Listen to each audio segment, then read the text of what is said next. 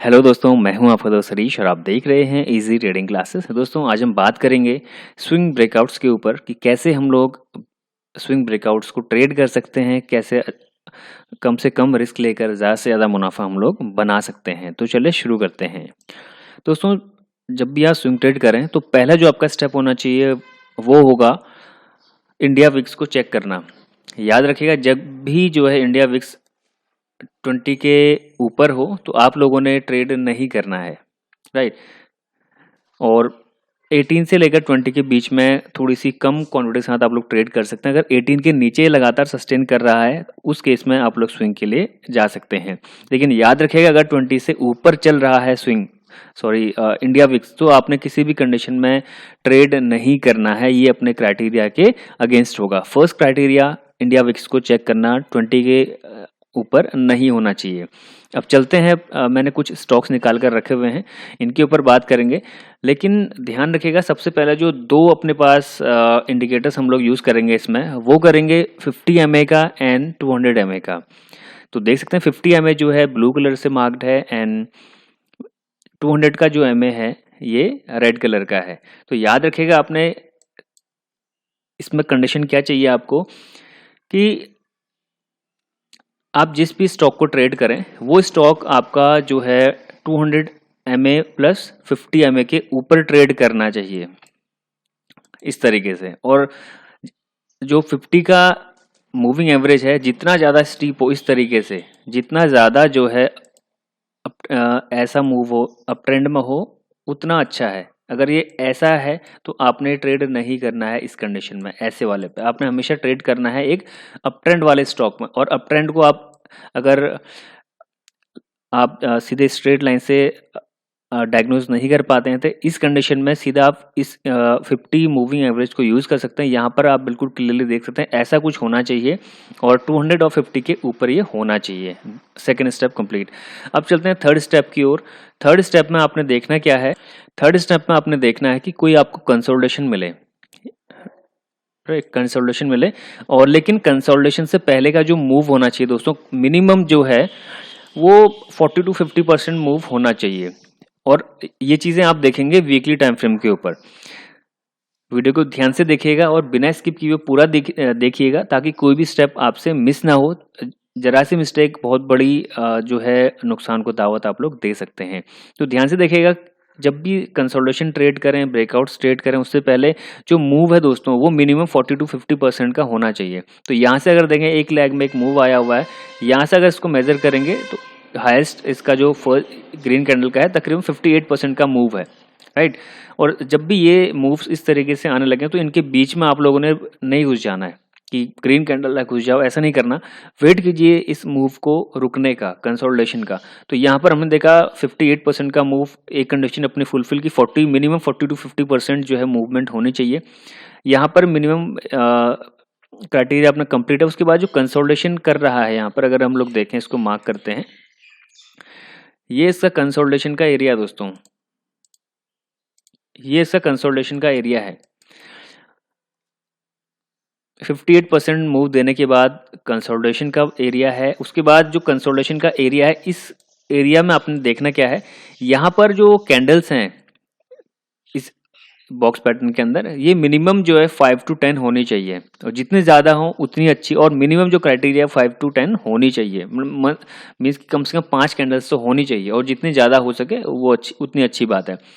अब देखिए, और जो यहाँ पर कंसोलिडेशन का आपका जो डेप्थ है, यानी कि यहाँ से इसके हाई से लेकर अगर कंसोलिडेशन का एरिया मेजर करेंगे तो ये तकरीबन आपका 15 से 20% की इसकी डेप्थ होनी चाहिए, उससे ज़्यादा ना हो।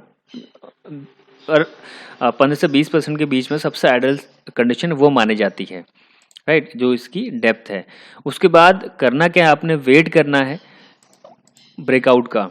यहाँ पर देख सकते हैं ब्रेकआउट आया है बटरफ्लाई के अंदर, ये ब्रेकआउट। और अगर ब्रेकआउट कैंडल इस तरीके से अपने इस बॉक्स के थोड़ा सा ऊपर निकला हुआ है तो इसके हाई के ऊपर आप लोग जो है ट्रेड कर सकते हैं, इसको बाय कर सकते हैं। इसके ऊपर आप लोग बाय करेंगे, राइट।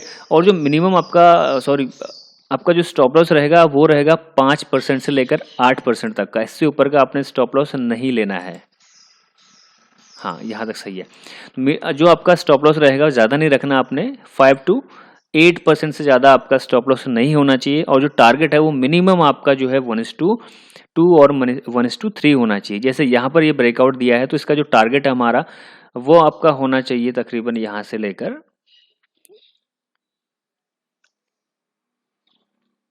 ये देख सकते हैं आप 20% या फिर 30% आप टारगेट यहाँ से ले सकते हैं। तो क्राइटेरिया ध्यान से देखिएगा, फिर से एक बार रिपीट करना चाहूँगा। पहला स्टेप इंडिया विक्स देखेंगे, 20 से ऊपर नहीं होना चाहिए। सेकेंड स्टेप टाइम फ्रेम जो है वीकली टाइम फ्रेम होगा। थर्ड स्टेप जो मूविंग एवरेजेस आप लोग यूज़ करेंगे वो करेंगे 50 MA एंड 200 MA का। उसके बाद जो भी आपका ट्रेड होगा, स्टॉक होगा, वो एक अप ट्रेंड में होना चाहिए इस तरीके से। ऐसे फ्लैट मूविंग एवरेज नहीं चलेगा, राइट, फ्लैट मूविंग एवरेज नहीं चलेगा। उसके बाद जो आपका कंसोलिडेशन एरिया है, उससे पहले का जो मूवमेंट है वो तकरीबन मिनिमम 40 से 50% मूव के बाद कंसोलिडेशन आना चाहिए, और जो कंसोलिडेशन का फेज होगा यानी कि जो बॉक्स बनेगा उसके अंदर मिनिमम 5 to 10 कैंडल्स होनी चाहिए। उसके बाद जो भी कैंडल ब्रेक देगा उसके हाई के ऊपर आप लोग अपनी एंट्री को बना सकते हैं। कंडीशन यहाँ पर एक चीज़ और ध्यान रखिएगा कि अगर जैसे यहाँ पर आप ब्रेकआउट देख रहे हैं, तो ब्रेकआउट के बाद एक बहुत कम कैंडल ने ब्रेकआउट देकर क्लोज किया है, यानी कि अगर ऐसा कुछ छोटे सा हाइट वाला कैंडल है तो इसके ऊपर हम लोग जो है बाय करेंगे, राइट। अगर सेम कंडीशन अगर देखें, अगर ये आपका ब्रेकआउट का बॉक्स है और कैंडल ने आपका इतना ऊपर हाई क्लोज दे दिया सपोज ऐसे कुछ, तो आप जब भी ये कैंडल पूरा क्लोज हो जाता है वीकली कैंडल, तो जब भी प्राइस मार्केट ओपन हो उसके बाद नेक्स्ट डे के ठीक ओपन पे आप लोग जो है अपने एंट्री को बना सकते हैं। अब कुछ और भी एग्जांपल्स देख लेंगे। अब अगला एग्जांपल है दोस्तों आरपीजी लाइफ साइंसेस का। तो देख सकते हैं यहाँ पर हुआ क्या है, वीकली टाइम फ्रेम है, 50 का एमए 200 का एमए दोनों के ऊपर ट्रेड कर रहा है, और यहाँ पर देख सकते हैं एक कंसोलिडेशन अभी इसने स्टार्ट किया है। यहाँ पर कोई भी ब्रेकआउट नहीं हुआ है, इसको हम लोग एक बार मेजर कर लेंगे। अभी कोई भी ब्रेकआउट यहाँ पर नहीं हुआ है। तो कुछ जो कंडीशंस हमने देखी थी उसके अंदर अगर हम इंपॉर्टेंट चीज़ देखें, यहाँ से ही लैग स्टार्ट हुआ है और यहाँ तक तकरीबन 78% का मूव यहाँ से यहाँ तक ये दे चुका है। उसके बाद अब ये कंसोलिडेशन के मोड में आ चुका है। अब कंसोलिडेशन का जो इसका डेप्थ है अगर वो मेजर करें हम लोग, तो देख सकते हैं आप यहाँ पर अभी 10% का है। बहुत ही अच्छा 15 से 20 होना चाहिए, और कम भी हो तो कोई दिक्कत नहीं है।